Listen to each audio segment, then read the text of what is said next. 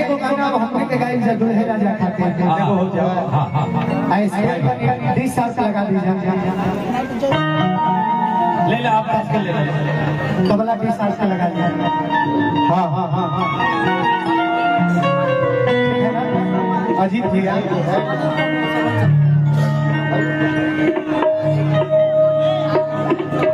अजीत भैया पानी पी दुल्हे सरकार पूरा सो पानी दी पानी है ना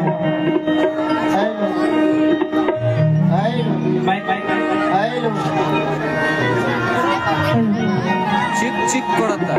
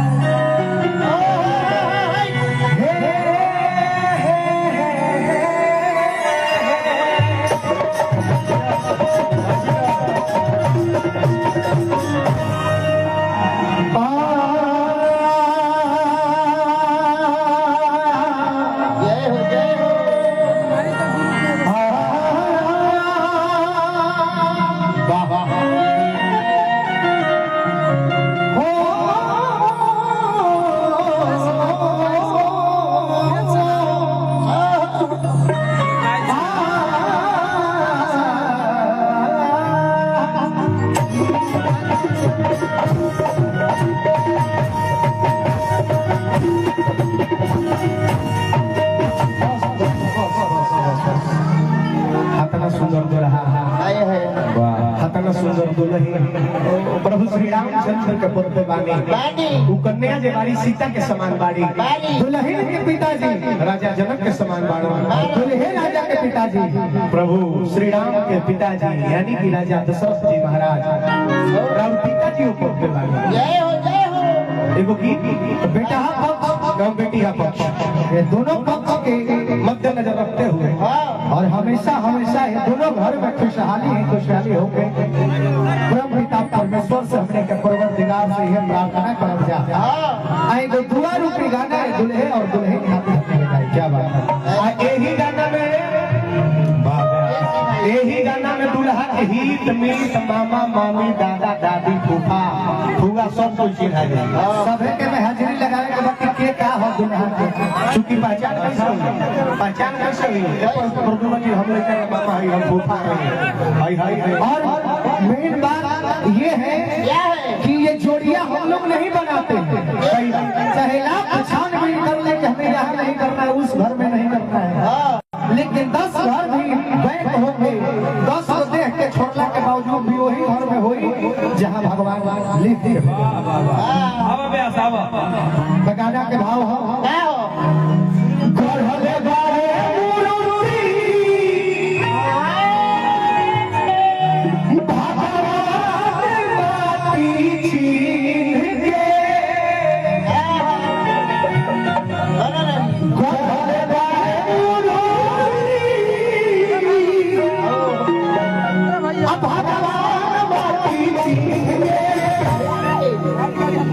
अरे सलामत रहे जोड़ी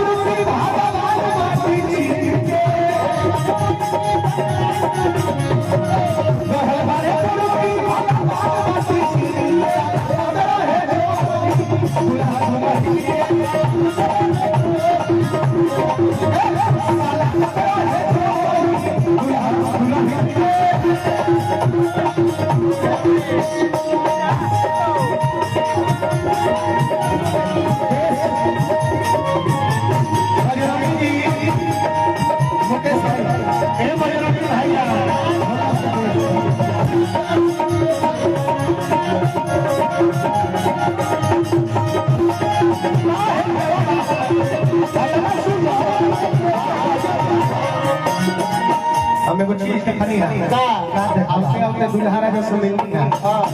आगे जब मोबाइल पे अकेले फोटो निकाल के मेहरा रुपये देखा तब ले गुरु पर जाते हैं अजीत तो भाई अपना मेहरा जो बड़ा मोहब्बत करे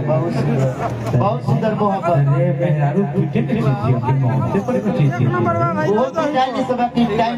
बाकी हमरा 2 मिनट का काम लहरा लगा दे भाई मंच पर जो रोज ये तो हमारा रील लाइफ है उससे कहा तो ट्रेन सुनती है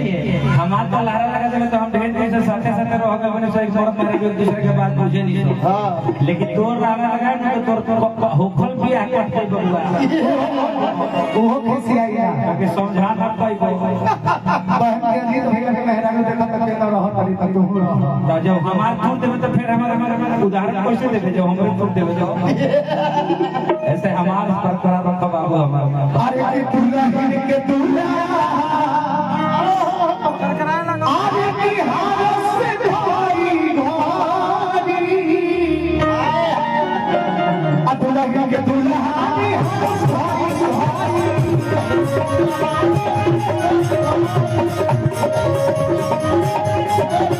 यहाँ के और दुल्हन के जोड़ी देख के हमके लगा था स्वर्ग से आई बारी की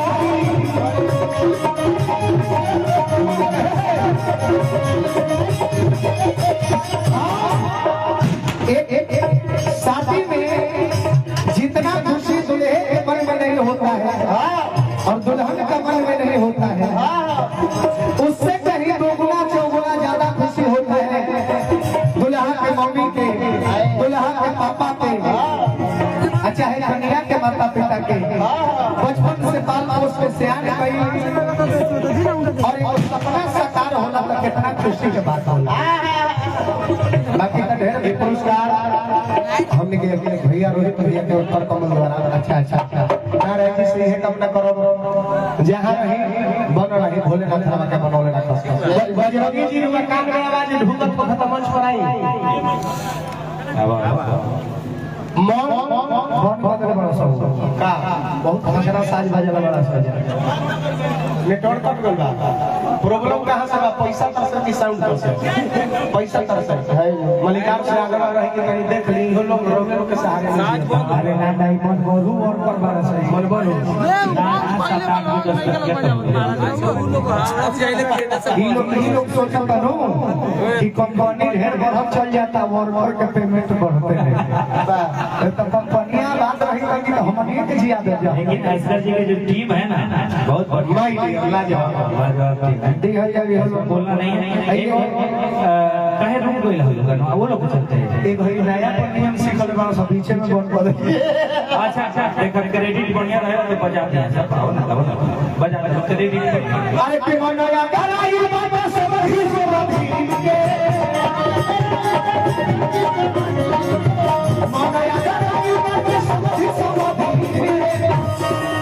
अजीत भैया आई अरे तो सलामत रहे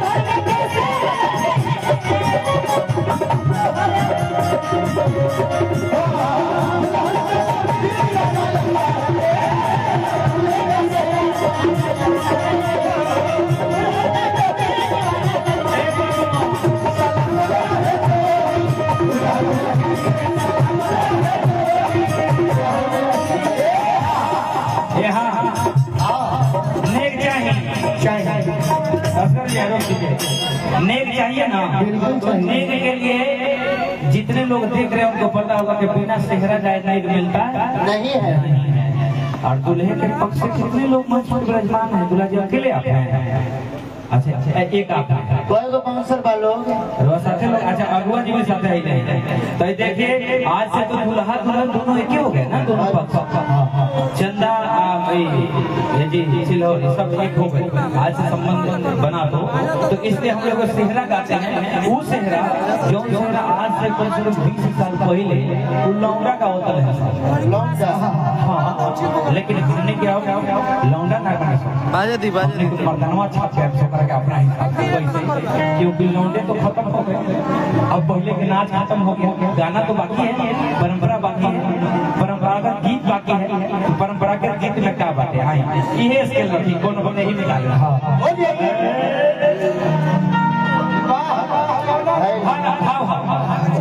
ये सेहरा के ने